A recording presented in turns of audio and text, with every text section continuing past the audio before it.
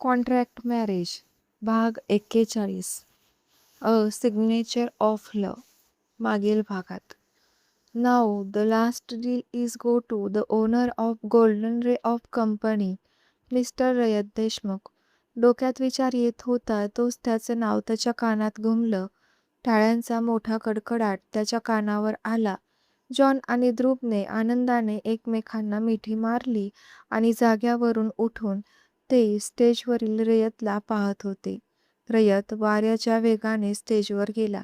त्याने स्टेजवरील सगळ्यांशी शेक हँड केला. सगळे त्याला कॉंग्रॅच्युलेशन बोलत होते. तो शेक हँड करत तिचा हात तिच्या समोर धरला तसं त्या लेडीने पण त्याच्या हातात हात दिला. तिच्या हाताचा स्पर्श त्याला ओळखीचा वाटला. एक वेगळाच फ्रेग्रन्स त्याच्या नाकात येत होता, ज्याचा अनुभव त्याने अनेकदा अनुभवला होता. त्या सुंदर कोऱ्या हाताला स्पर्श करताच त्याच्या शरीरातून एक वीज सळसळली. त्याने पटकन चेहरा वर करून पाहिलं आणि आता त्याच्या चेहऱ्यावर खूपच आश्चर्याचे भाव होते.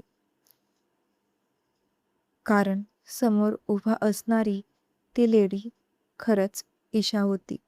तिला असं तिथे अचानक त्या पोझिशनवर पाहून तो हैराण झाला होता. आता पुढे.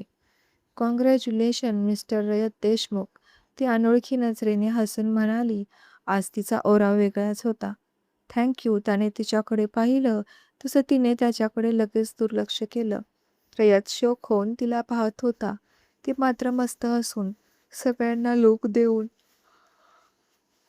पाहत होती. अंगावर घातलेली चिफॉनची ग्रे कलरची साडी, ओठावर लाल लिपस्टिक, फ्रंटला कर्ली केलेले केस. ती मात्र मस्त तिचा वन साईड पदर नीट करत आणि समोरील केसाची एक पट हाताच्या एका बोटाने सेट करत एकदम भारदस्त ॲटिट्यूडमध्ये पाहत होती.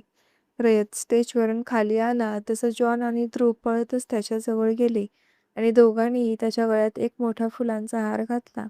Congratulation boss for a winning deal, दोघेही एकसाथ म्हणाले. दोघेही त्याच्यासाठी खुश होते, पण रयतरावांचा चेहरा मात्र कोमेजला होता. हे पाहून दोघांच्याही चेहऱ्यावर आश्चर्याचे भाव आले. काय झालं बॉस, तुम्ही खुश नाहीत का? ध्रुवने विचारलं. मी? No way, I am very happy for deal, Rayat जबरदस्ती हसत म्हणाला. मग आज ते हसू तुमच्या चेहऱ्यावर दिसत नाही, जे अगोदर डील जिंकल्यावर असायचं. बॉस त्या बहिणीसोबतच होत्या ना? ते बघा, जॉन बोट दाखवत बोलला. रयतने त्या दिशेला पाहिलं तर ईशा समीर सोबत हसून बोलत होती. Hey Isha, I am very happy for you. Finally you achieved your goal, congratulations. समीरने ईशाला मिठी मारली. त्यावर ईशाने पण हसून त्याला मिठी मारली. रयत मात्र रागात समीरकडे पाहत होता. हा माझ्या वाईफच्या इतके मागे पुढे का करतोय? त्याच्या कपाळावर 2 बारीक रेषा आल्या होत्या आणि ईशाला समीरसोबत पाहून मनातच जळफटत होता. बॉस, मी जे पाहतोय तेच तुम्ही पाहतात का? जॉन ही रयत ज्या दिशेला पाहत होता त्याच दिशेने पाहत बोलत होता. Yes, she is my wife. रयतने अगोदरही ईशा आणि समीर जेव्हा ओपनिंग वेळी डान्स करत होते तेव्हाही ईशाला त्याने जॉनपासून लपवलं होतं, पण आज तो तिला लपवू शकला नाही. त्याने एक उसासा टाकला. त्याच्या बोलण्याच्या टोनवरून तो ईशाला त्याच्यासोबत पाहून नाराज आहे, जॉनला लगेच समजलं. आणि ईशा मॅम असं कसं बॉसला धोका देऊ शकतात? त्याला आता ईशाचा राग येऊ लागला होता. कॉंग्रॅच्युलेशन मिस्टर रयत देशमुख, एक घोगरा आणि खूप वयस्क असलेल्या माणसाच्या आवाजाने रयत भानावर आला. त्याने मागे वळून पाहिलं. देशातील सुप्रसिद्ध बिझनेसमॅन हर्षवर्धन चौधरी त्याच्यासमोर हात करून उभे होते. Thank you so much. रयतने त्यांना शेक हँड केला. हर्षवर्धनची आणि रयतची अगोदर बिझनेसमध्ये चांगली ओळख होती. तो त्यांना खूप चांगल्या प्रकारे ओळखत होता. पण समीरने आताच बिझनेसमध्ये लक्ष घातलं होतं, त्यामुळे तो यांचा मुलगा आहे ही गोष्ट रयतला माहीत नव्हती. Nice to meet you. Harshvardhan Chaudhary रयतला पाहून खुश झाले. मेटू, रयत ही जबरदस्ती हसत म्हणला. त्याचे सगळं लक्ष आता समीर आणि ईशाकडे होतं. Meet my son, mister Sameer Chaudhary. हर्षवर्धनने रयतच्या हाताला धरून समीर आणि ईशाजवळ ओढत नेलं. समीर, हे आहेत आपल्या देशातील सुप्रसिद्ध businessman mister Rayat Deshmukh. And mister Deshmukh, he is my son Sameer. Harshvardhan ओळख करून देत म्हणाले. Hello mister Deshmukh. Hello and congratulation on your success. रयतने समीरशी शेक हँड केला. त्याचं पूर्ण लक्ष ईशाकडे होतं. खरं तर त्याला ईशाला पण कॉंग्रॅच्युलेशन म्हणायचं होतं, कारण ती फॅशन एक्सपर्ट म्हणून निवडली गेली होती. पण तो तिथे जाताच तिने रागाने नाक मोरडलं, म्हणून मग त्याने फक्त समीरशी शेक हँड केला. Thanks and also your Sameer. मग थोडेफार रयत आणि हर्षवर्धनच्या बिझनेस रिलेटेड गप्पा झाल्या. ईशा मात्र तिथे अजिबात थांबली नाही. तिला रयतसमोर उभं राहायची पण अजिबात इच्छा नव्हती. शेवटी त्याने तिचा केलेला अपमान ती विसरली नव्हती.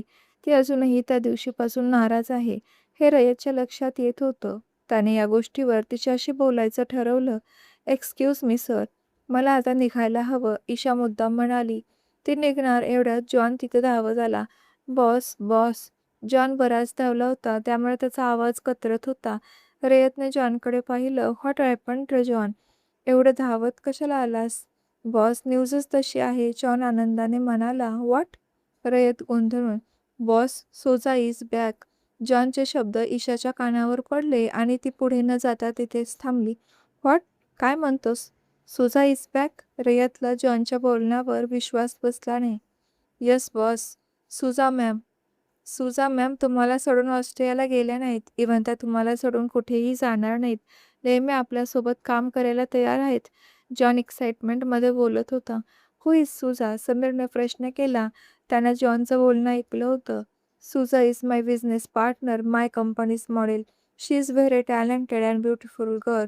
रयत ईशाकडे पाहून तिला चिडवण्यासाठी बोलत होता, पण त्याचे शब्द ईशाच्या कानात तलवारीसारखे वार करत होते. Oh yeah, it's very nice. You deserve this. Sameer. Thanks. Rayat. Please join. रयतने समीरला त्याच्या फॅशन शोमध्ये येण्यासाठी इन्व्हाइट केलं.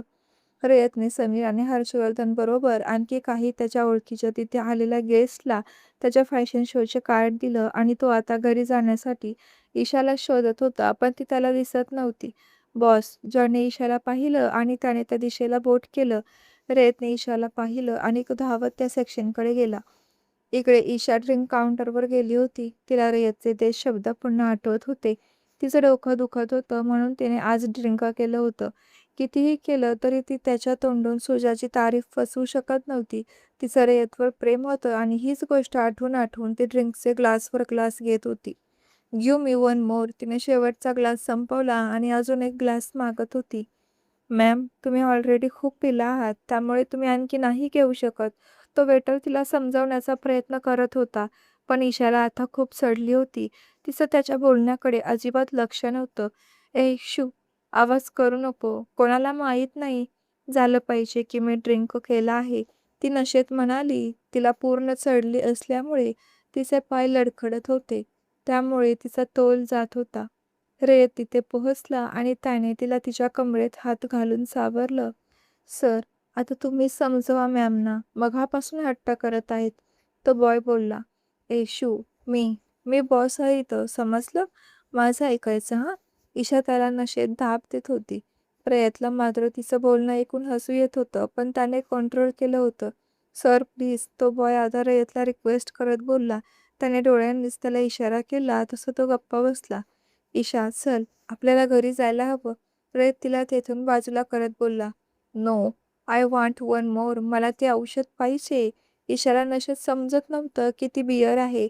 तिचं डोकं दुखायची वेदना थोडी नशेने कमी झाली होती, म्हणून ती त्याला नशेत औषध बोलत होती. बोलताना तिच्या चेहऱ्यावरील ते क्यूट फनी एक्सप्रेशन पाहून रयत गालात हसत होता. ओके ओके, मी घेतो, आय प्रॉमिस. बोलतच त्याने तिला तसंच कमरेत हात घालून घट्ट पकडलं आणि दोन्ही हातावर अलगद उचलून त्याने जॉनला हाक मारली. जॉन कम. जॉन तिथेच होता, त्यामुळे तो लगेच रयतजवळ गेला. इकडे समीर ही ईशाला शोधत होता, पण त्याला मध्येच ध्रुव भेटल्यामुळे तो त्याला बोलत बसला होता. जॉन गो. गाडी काढ, आपल्याला आता निघायला हवं, त्याने वॉर्न केलं. ईशाला त्याच्या हातावर पाहून जॉन धावतच पार्किंग एरियामध्ये गेला. थोड्याच वेळात जॉनने गाडी रयतच्या सोसायटीमध्ये आणली आणि तो घरी निघून गेला.